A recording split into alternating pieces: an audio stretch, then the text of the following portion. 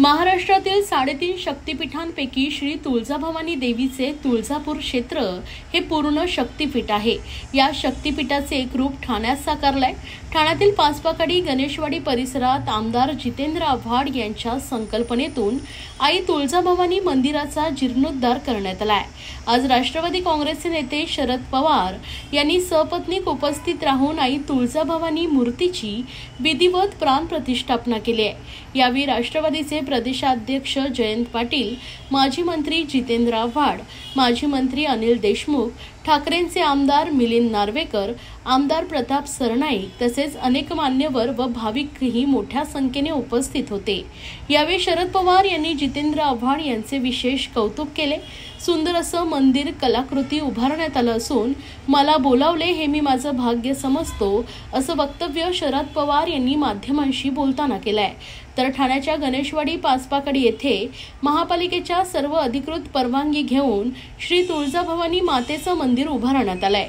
33 फुटांचा कळश, नवग्रह, 26 दगडी स्तंभ, 20 गजमुखांची आरस, आकर्षक कलाकुसर या कृष्णशिळेतून साकारण्यात आलं असून त्यासाठी सुमारे 1350 टन काळ्या पाषाणाचा वापर करण्यात आलाय।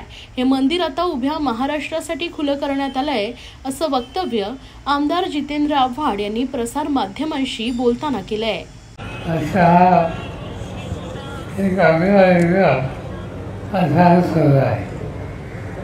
आजचा दिवस अक्षय तृतीयेचा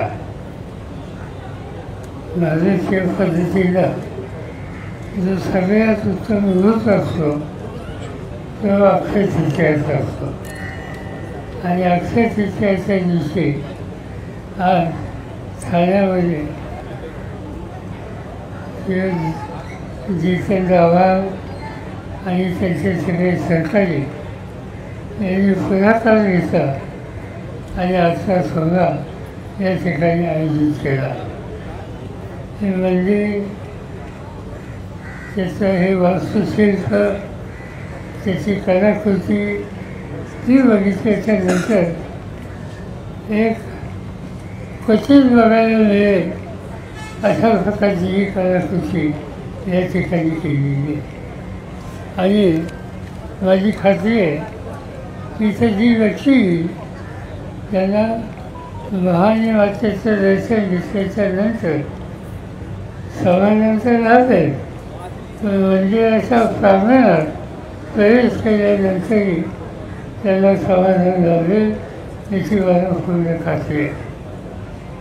मंदिराला OC/CC घ्यायची असते हेच कल्पना आम्हा कोणाच्या मनात नव्हती, पण हे जितेंद्र आव्हाडांनी करून दाखवलेलं आहे की तुमच्या धर्माचं मंदिर बांधा, तुमच्या देवाचं मंदिर बांधा, पण रीतसर परवानगी घेऊन बांधा। ही एक चांगली कल्पना, नवी परंपरा त्यांनी उभी केलेली आहे आणि नागरी नियमाच्या विरोधात जाऊन जे वेगवेगळ्या ठिकाणी आपली धार्मिक स्थळं उभा करण्याचं काम लोक करतात, त्यांनी याचा बोध घेतला पाहिजे।